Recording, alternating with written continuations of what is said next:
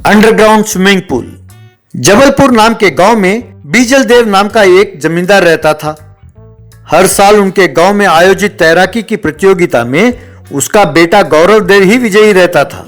एक ऑटो ये ऐलान करता हुआ जा रहा था, सुनो सुनो सुनो, इस साल के तैराकी की प्रतियोगिता में जीतने वाले को 10 लाख रुपए का इनाम दिया जाएगा। इस प्रतियोगिता में भाग लेने के लिए जो भी इच्छुक हों वे आ सकते हैं। ये सुनकर किशन नाम के एक लड़के के मन में इच्छा पैदा हुई, किसी तरह इस साल उस प्रतियोगिता में मुझे हिस्सा लेकर वो 10 लाख का रुपए जीतना होगा। उन पैसों से माँ का दिल का ऑपरेशन कराऊंगा। यूँ सोचकर गांव के तालाब में तैराकी की प्रैक्टिस करने लगा। गौरव ने कार में जाते हुए उसे देखा और ड्राइवर से पूछा, वो कौन है? किशन है ना? तैरने का प्रैक्टिस क्यों कर रहा है?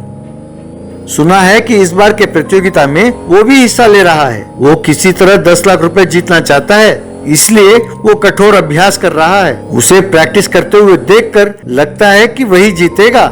इस जमींदार के लड़के से एक आम आदमी जीतेगा। अगर वो जीत गया तो मेरे पिताजी की इज्जत और हमारी जमींदारी के रुतबा का क्या होगा? उसे किसी भी हाल में जीतना नहीं चाहिए। उस तालाब और उसके चारों ओर खेत को खरीद लो। अगले दिन अभ्यास करने के लिए तालाब के पास आए किशन से गौरव, आज से ये तालाब हमने खरीद लिया है। तुम यहाँ प्रैक्टिस नहीं कर सकते, तुम कहीं और प्रैक्टिस करो। और कहाँ प्रैक्टिस करूं साहब? गौरव हाथ को हवा में हिलाते हुए, अरे हवा में प्रैक्टिस करो। यूं बैक स्ट्रोक लगाओ, यूं फ्री स्टाइल और यूं बटरफ्लाई स्ट्रोक। अब से यहाँ आसपास के किसी भी जगह तुम नजर ना आना। अगर कहीं नजर आए तो वो जगह खरीद लूंगा और वो तालाब भी खरीद लूंगा। मेरे पिताजी के पास उतने पैसे हैं, कहकर उसे चेतावनी दी। वहां से निराश होकर किशन अपने खेत के पास गया। अपने खेत के नीचे एक अंडरग्राउंड स्विमिंग पूल बनाया। हर रोज वहां प्रैक्टिस करने लगा। गौरव अपने हवेली के पास वाले पूल में प्रैक्टिस करता था। गौरव प्रैक्टिस से ज्यादा शराब पीना, सिगरेट पीना और आराम करने पर ज्यादा वक्त बिताता था। एक दिन ड्राइवर, गौरव बाबा, आजकल आप प्रैक्टिस में ध्यान नहीं दे रहे हैं, बहुत आराम कर रहे हैं। अगर आप प्रैक्टिस नहीं करेंगे तो जीतेंगे कैसे? अरे जब प्रतियोगिता में मैं अकेला ही रहूंगा तो फिर प्रैक्टिस की क्या जरूरत है? अगर मैं धीरे धीरे भी तैरूंगा तो भी मैं ही जीतूंगा ना। तब ड्राइवर अपने मन में, इतना ओवर कॉन्फिडेंस हो तो ये क्या जीतेगा, ऐसा सोचा। प्रतियोगिता का दिन भी आया। तैराकी प्रतियोगिता के पास काफी भीड़ जमा हुई। सब ताली बजाकर हौसला बढ़ा रहे थे। इस बार प्रतियोगिता में जो जीतेगा उसे हमारी ओर से 10 लाख रुपए का इनाम दिया जाएगा। कोई है जो मेरे बेटे से मुकाबला करके जीतने की हिम्मत करता है? वैसे तुम गंवारों को कोई जानकारी भी है कि ये तैराकी प्रतियोगिता क्या है और इसमें कौन कौन से भाग होते हैं? तब भीड़ में से एक व्यक्ति, ये बाप बेटे दोनों के सर पर घमंड चढ़ा हुआ है, कोई मुकाबले में उतरे और बेटे को हराए तो ही बाप का घमंड चूर चूर होगा, ऐसा सोच रहा था कि भीड़ में से किशन आगे आया। जमींदार जी, मैं मुकाबले के लिए तैयार हूँ। अच्छा, इतना विश्वास है? क्या तुम मेरे बेटे से मुकाबला करके जीत सकते हो? तुम जानते हो कि इस स्विमिंग पूल की लंबाई कितनी है, गहराई कितनी है? तुम इसमें तैर कर मेरे बेटे से जीत सकोगे?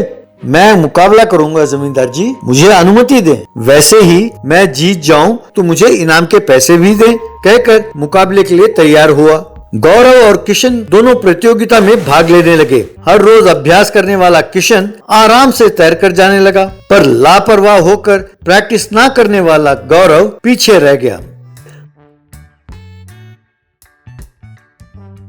आखिर में किशन जीत गया।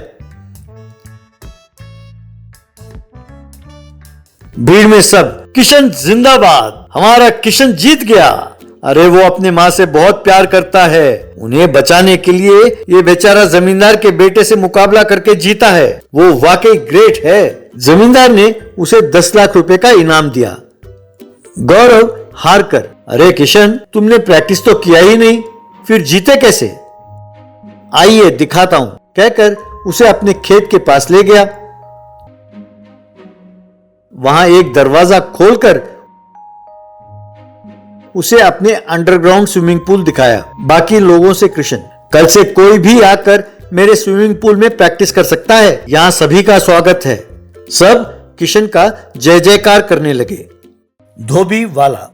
बहरमपुर नाम के गांव में आशुतोष नाम का एक धनवान रहता था। उसको इस बात का घमंड था कि वो बहुत अमीर है और इसीलिए लोगों को निंदा करता रहता था।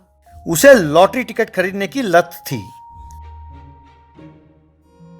उसी गांव में रंगम नाम का एक धोबी रहता था और वो हर रोज झील के पास कपड़े धोकर सुखाकर इस्त्री करता था। एक दिन मैले कपड़े लेने आए रंगा आशुतोष से, आशुतोष जी, आपने जो कमीज पहना है वो बहुत बढ़िया है, कितने का है?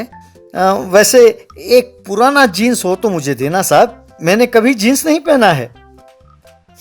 ये कमीज 5,000 का है, तुम इस जन्म में इसे नहीं खरीद सकते। तुम्हारी हैसियत धोती पहनने की भी नहीं है और तुम जीन्स पहनना चाहते हो?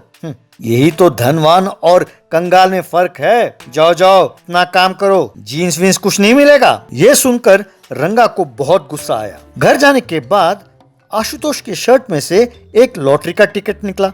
अच्छा, तो ये लॉटरी टिकट इसी कमीने का होगा। पैसे का इतना घमंड, भगवान ये करोड़ रुपए मुझे दिला दो प्लीज। मैं आपको 100 नारियल चढ़ाऊंगा और मैं 100 जीन्स खरीद कर पहनूंगा।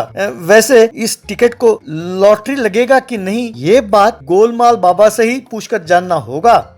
यूं सोचकर वो तुरंत गोलमाल बाबा के पास मिला, उन्हें प्रणाम किया और वो टिकट देकर, स्वामी जी क्या इस टिकट को इनाम मिलेगा, जरा बताना स्वामी जी। बेटा तुम तो जानते ही हो कि मैं बिना दक्षिणा के कुछ भी नहीं कहता। पहले उस दान पेटी में 1,000 रुपए डालना, तब मैं तुम्हारी किस्मत की बात करूंगा। रंगा ने तुरंत उस दान पेटी में पैसे डाले। बाबा ने टिकट को देखा और, बेटा इस टिकट पर 9, 6, 5, 3, 8 लिखा है, यानी इन सबको जोड़ा तो 31। अब 3 + 1 यानी 4।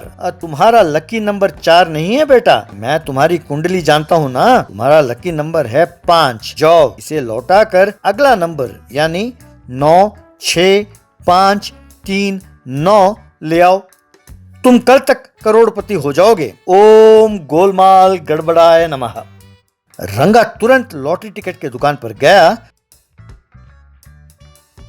और, भैया सवेरे गलती से ये टिकट ले लिया था, ये टिकट वापस ले लो और इसके बदले में अगला नंबर वाला टिकट दे दो, चाहो तो 100 रुपए और ले लो, कहकर पैसे और वो टिकट दे दिया। क्यों भाई रंगा, न्यूमरोलॉजी को मानते हो क्या? ठीक है, ऑल द बेस्ट कहकर दूसरा टिकट दिया। बाद में रंगा गांव में आया और पागलों की तरह नाचने लगा तो लोग हैरान होकर देखने लगे। क्यों भाई, सब ऐसे क्यों देख रहे हो? वेस्ट फेलोस, अब से तुम लोगों के गंदे और बदबूदार कपड़े धोने की जरूरत नहीं पड़ेगी मुझे। चाहो तो तुम सबको मैं वॉशिंग मशीन खरीद कर दूंगा। इस लॉटरी टिकट से कल से मैं करोड़पति बन जाऊंगा। चलो जाओ चीप फेलोस, तुम लोगों के कपड़े से ज्यादा गंदी तुम्हारी सूरतें हैं। आशुतोष की एक आदत थी कि वो जो भी टिकट खरीदता था उसका नंबर बोर्ड पर लिखता था। यूं अगले दिन वो बोर्ड और पेपर को बारी बारी से देखने लगा और नंबर मिलाने लगा। 9, 6, 5, 3, 8। अरे मैंने पहला इनाम जीत लिया है कहकर खुशी से नाचने लगा। बाद में पत्नी से, लक्ष्मी मेरे कमीज के जेब में से लॉटरी टिकट निकालो, उसे तुरंत ले आओ। अरे वो कमीज तो मैंने कल ही रंगा को धोने के लिए डाला था, सॉरी। क्या, रंगा को डाला? अरे हे भगवान कहकर वहां से भागा। रंगा के घर पर, बाप रे, आपको पता चल गया कि टिकट मुझे मिला है। आप हर रोज मुझे खरी खोटी सुनाते रहते हो ना, इसलिए मुझे गुस्सा आया और टिकट मिलने की बात मैंने आपसे नहीं कहा। मैं कोई चोर नहीं हूँ। भाई मैं तुम्हारे हाथ जोड़ता हूँ, वो टिकट मुझे दे दो, उसे 1 करोड़ रुपए का इनाम मिला है। अच्छा, मैं जानता था कि उसे इनाम मिलेगा, पर मुझे भी कुछ हिस्सा दे दीजिए ना प्लीज, मैं गरीब हूँ। ठीक है, इतने दिन मैंने तुम्हारा अपमान किया था, उसके बदले में तुम्हें 50% हिस्सा दूंगा, लेकिन मेरे कपड़े तुम्हें ही धोना होगा। ठीक है, सिर्फ आपके कपड़े ही धोऊंगा, गांव में और किसी के कपड़े नहीं धोऊंगा कहकर टिकट दिया। उसे देखकर आशुतोष 9, 6, 5, 3, 9, अरे ये क्या, ये तो मेरा टिकट नहीं है। अरे वाह, ने सही पकड़ा है साहब। हाँ, ये आपका टिकट नहीं है। गोलमाल बाबा ने कहा था कि नंबर ठीक नहीं है, तो उसे लौटा कर ये टिकट ले लिया था मैंने। देखा, अगर पुराना टिकट होता तो क्या लॉटरी लगती। जल्दी चलिए, पैसे ले आते हैं। अरे कम वक्त, लॉटरी उस टिकट को लगी है। इनाम वाले टिकट को लौटा कर ये बेकार की टिकट ले आए तुम। तुम्हारे वजह से 1 करोड़ रुपए का नुकसान हो गया है मेरा, कहकर उसे खूब मारा। इस तरह काफी देर तक मार खाने के बाद रंगा, अब बस कीजिए आशुतोष जी, बॉडी पेन्स बहुत ज्यादा हो गया है। जैसे आपने मेरी धुलाई की, मुझे भी किसी की धुलाई करनी है। उसके कारण ही मेरी जिंदगी का सत्यानाश हो गया है। नहीं तो आराम से कपड़े धोना छोड़कर मैं ठाठ से रहता था। आप भी चाहें तो उसकी धुलाई कर सकते हैं। यूं दोनों ने मिलकर गोलमाल बाबा की खूब धुनाई की। गोलमाल बाबा गांव छोड़कर भाग गया। रंगा फिर से लोगों के कपड़े धोने लगा।